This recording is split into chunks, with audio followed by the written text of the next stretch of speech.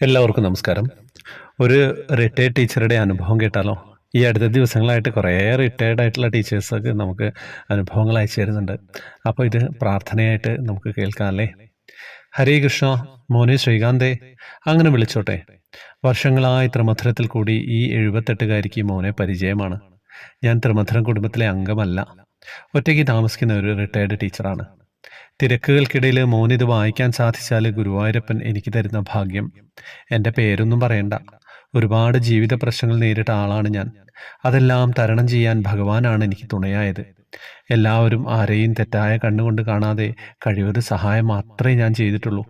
എല്ലാവരും എനിക്കെതിരായി നിന്നപ്പോൾ ഭഗവാൻ എനിക്ക് തുണയായി. മരണത്തിൽ നിന്ന് പലതവണ എന്നെയും എൻ്റെ മോനെയും അത്ഭുതകരമായിട്ട് ഭഗവാൻ രക്ഷിച്ചു.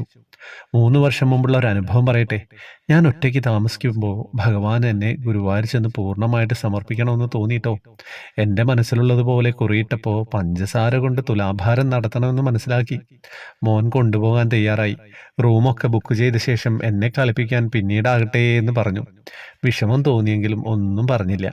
അന്ന് ഞാൻ ഉറക്കത്തിൽ ഓടക്കുഴലും പിടിച്ച് മയിൽപ്പീലി ചൂടിയ കൊച്ചുണ്ണി 2 പ്രാവശ്യം ചിരിച്ചുകൊണ്ട് എൻ്റെ അടുത്ത് വന്നു. പ്രാർത്ഥിക്കുമ്പോൾ എപ്പോഴും ആ ദർശനമാണ് എൻ്റെ മുന്നിൽ. ധാരാളം അനുഭവങ്ങളിൽ വിശിഷ്ടമായത് ഇത് തന്നെ. കൃഷ്ണ ഗുരുവായൂരപ്പ, എല്ലാവരെയും രക്ഷിക്കണേ. എന്താ കഥ? ധാരാളം അനുഭവങ്ങളിൽ വിശിഷ്ടമായത് എന്താ കഥ അല്ലേ? ഒന്നും പറയാനില്ല. ടീച്ചറെ, ഒറ്റയ്ക്കാണോ താമസം അല്ലേ? എന്തായാലും ഭഗവാൻ കൂട്ടിനുണ്ടാവുമല്ലോ. ഒറ്റയ്ക്ക് താമസിക്കുമ്പോഴല്ലേ ക്രൂരമ്മയ്ക്കൊക്കെ ഭഗവാൻ കൂട്ടിന് വന്നത്. പൂന്താനത്തിനും കാട്ടിൽ ഒറ്റയ്ക്കായി പോയപ്പോൾ കൂട്ടിന് വന്നു മങ്ങാട്ടശ്ശൻ്റെ രൂപത്തിൽ. എന്താ കഥ? ഒന്നും പറയാനില്ല. ഹരേ കൃഷ്ണ.